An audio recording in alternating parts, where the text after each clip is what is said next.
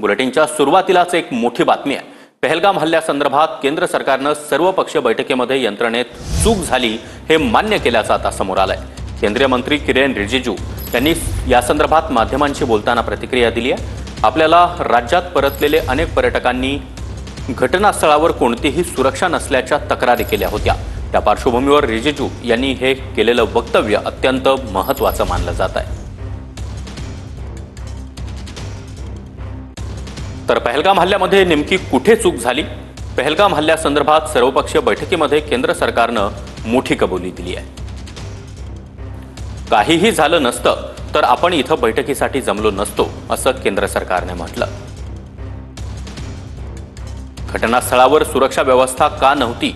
बैठकीमध्ये राहुल गांधी यांनी हा सवाल उपस्थित केला।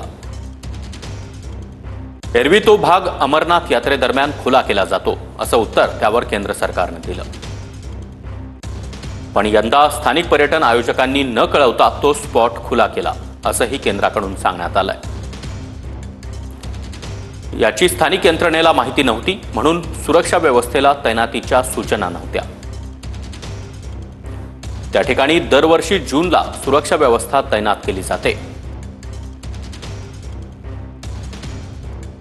हमारे ऑफिशियल्स की ओर से, आईबी की ओर से, होम मिनिस्ट्री के ऑफिशियल्स की ओर से ब्रीफिंग किया गया है। घटना कैसे हुई और कहां चूक हुई इसका भी बताया और सब पार्टी को बताया कि सब कुछ अच्छा चलते हुए भी ये घटना एक चूक हुई है और इससे सब दुखी हैं और ऐसा घटना आगे नहीं होना चाहिए। इसके लिए क्या क्या प्रबंधन किया गया है इसके बारे में ऑफिशियल्स अपने ब्रीफिंग में एक्सप्लेन किया है।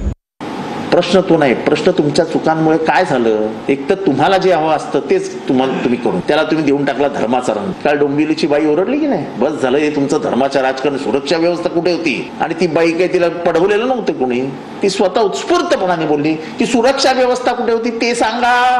अख्ख्या भारतात तर तेच विचारतात लोक की सुरक्षा व्यवस्था कुठे होती। त्याला हिंदू मुसलमान धार्मिक रंग देणं खूप सोपं आहे। सगळ्यावरती पांघरून टाकायच्या चुकांवरती, त्यासाठी पेटून द्या हिंदू मुसलमान, पण मूळ प्रश्नांना हात लावायचा नाही।